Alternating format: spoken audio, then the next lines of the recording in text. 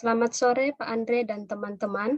Kami dari kelompok 6 beranggotakan Elmananda dengan NIM 1911340886, Krisanta Sitohang dengan NIM 1911344156, Veneranda dengan NIM 1911344175, dan Elizabeth Juliana dengan NIM 1911342116.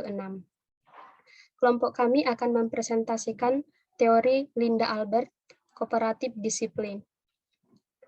Kooperatif disiplin, guru berpengaruh dalam memberikan motivasi kepada siswa agar siswa memiliki perilaku atau motivasi bekerja dan belajar bersama. Kooperatif disiplin merupakan disiplin yang dapat dimiliki oleh guru di kelas. Guru dan siswa bekerja sama untuk menciptakan lingkungan belajar positif yang aman, di mana guru dapat memberikan dorongan atau motivasi kepada siswa agar siswa dapat mengubah perilaku yang kurang baik menjadi sebuah pengalaman belajar, kerjasama di kelas, dan mematuhi aturan. Hal-hal yang harus diterapkan dalam pengelolaan pembelajaran. Pertama, mistaken goals. Guru harus mampu meluruskan niat atau tujuan siswa yang salah agar proses belajar mengajar berjalan dengan efektif dan kondusif. Yang kedua, consequence. Sebelum proses kegiatan belajar mengajar dimulai, guru harus membuat peraturan yang harus ditaati oleh siswa. Dan apabila melanggar, maka siswa tersebut akan menanggung akibatnya. Yang ketiga, encourage. Linda Albert mendorong guru dalam proses belajar mengajar, bekerja sama dengan orang tua dan siswa untuk menyelesaikan masalah-masalah para siswa, yaitu pertama, connect, contribute, dan capable. Pada tahapan encourage, terdapat inti dari kode etik yang digunakan pada kooperatif disiplin. Yang pertama ada connect. Connect yaitu terjalinnya hubungan antara guru dan murid dalam proses belajar mengajar. Yang kedua ada contribute, yaitu guru harus mampu membantu siswa agar berperan aktif dalam kelas, diskusi kelompok, dan kegiatan lainnya. Yang ketiga ada capable, yaitu guru harus mampu membantu siswa berperilaku baik dan menyelesaikan masalah pendidikan atau akademisnya. Ketiga hal ini merupakan strategi yang diletakkan untuk mencegah perilaku siswa dalam proses belajar mengajar di kelas, dan juga dikenal sebagai 3C. Dr. Linda Albert, sebagai penulis kooperatif disiplin, mendefinisikan 3C sebagai berikut. Yang pertama, siswa diajarkan untuk mampu dalam belajar bersama. Dalam belajar tersebut, boleh dapat melakukan kesalahan, membangun keyakinan, fokus pada kesuksesan masa lalu, membuat pembelajaran yang nyata, dan mengakui prestasi. Yang kedua, siswa diajarkan rasa tanggung jawab dalam kelompok belajarnya, dengan cara memberikan perhatian, penghargaan, dan rasa kasih sayang. Yang ketiga, siswa diajarkan untuk aktif di dalam kelas, sekolah, dan di masyarakat. Seperti pada teori Dreikurs sebelumnya, Linda Albert sendiri meneliti 4 penyebab perilaku buruk dan mengidentifikasi cara-cara untuk mengatasinya, berdasarkan Albert 1995. Yang pertama adalah perhatian. Cara mengatasinya adalah menggunakan kontak mata dengan siswa untuk memberitahu bahwa guru mengetahui perilaku buruknya. Kedua, mendekati siswa sambil terus mengajar. Lalu guru mengajukan pertanyaan langsung kepada siswa atau menggunakan nama siswa sebagai contoh saat melanjutkan pelajaran, serta memberikan semangat kepada siswa terdekat yang sedang mengerjakan tugas.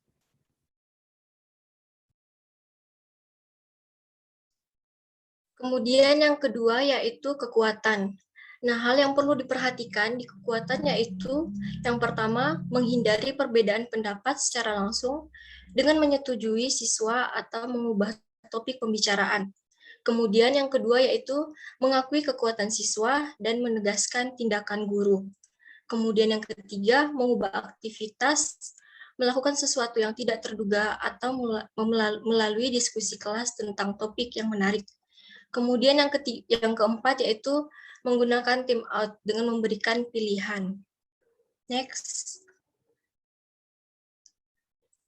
Kemudian poin yang ketiga yaitu membalas dendam. Nah, hal yang perlu diperhatikan di sini yaitu yang pertama, mencabut hak istimewa siswa, kemudian yang kedua, membangun hubungan dekat dengan siswa, dan menggunakan pernyataan afirmatif. Kemudian yang ketiga yaitu, guru mengharuskan siswa untuk melakukan pengembalian, perbaikan, atau penggantian barang yang rusak. Kemudian yang keempat yaitu melibatkan personal sekolah atau orang tua jika diperlukan. Next. Kemudian yang keempat yaitu menghindari kegagalan. Nah, hal yang perlu diperhatikan di sini yaitu yang pertama, mengakui kesulitan tugas yang diberikan. Namun, guru juga mengingatkan siswa naik keberhasilan siswa sebelumnya.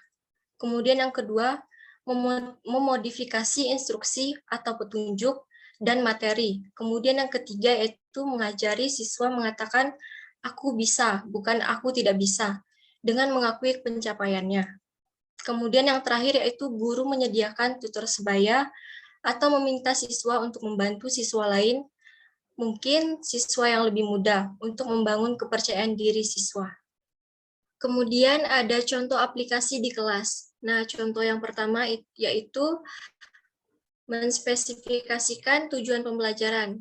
Nah, di setiap pembelajaran seharusnya ada tujuan akademis yang mengkhususkan untuk mempelajari konsep, strategi, dan tujuan.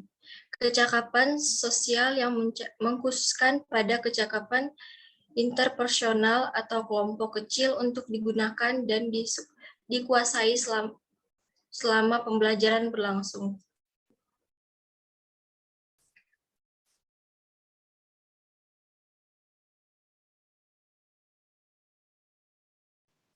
Ya, yang kedua yaitu membuat sejumlah keputusan sebelum pelajaran dimulai.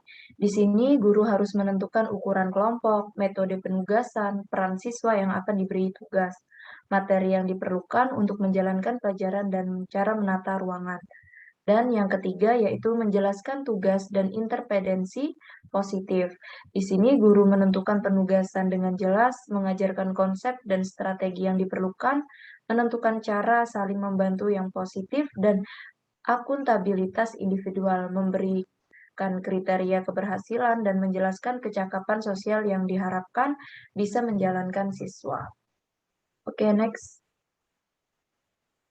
Nah, yang keempat yaitu mengawasi pembelajaran siswa dan memberikan intervensi di dalam kelompok untuk memberikan bantuan dalam mengerjakan tugas atau meningkatkan keterampilan interpersonal siswa atau kelompok. Nah, di mana guru secara sistematis mengamati dan mengumpulkan data tentang tiap-tiap kelompok ketika mereka bekerja. Jika dibutuhkan, guru ikut campur untuk membantu siswa menyelesaikan tugas secara tepat dan tidak bekerja sama secara efektif. Ketika bekerja bersama secara efektif. Oke, yang selanjutnya yaitu mengevaluasi pembelajaran siswa dan membantu siswa memproses seberapa baik kelompok mereka berfungsi, di mana pembelajaran siswa secara hati-hati dinilai dan pemahaman mereka dievaluasi. Para anggota kelompok belajar kemudian memproses seberapa efektif mereka dalam bekerja bersama. Next.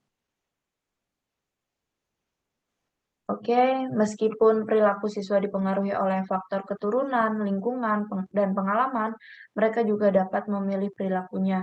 Oleh karena itu, Albert percaya bahwa mereka perlu merasa bahwa mereka termasuk dalam sebuah kelas dan juga mereka tahu bahwa keberadaan mereka itu penting, berharga, dan dihargai.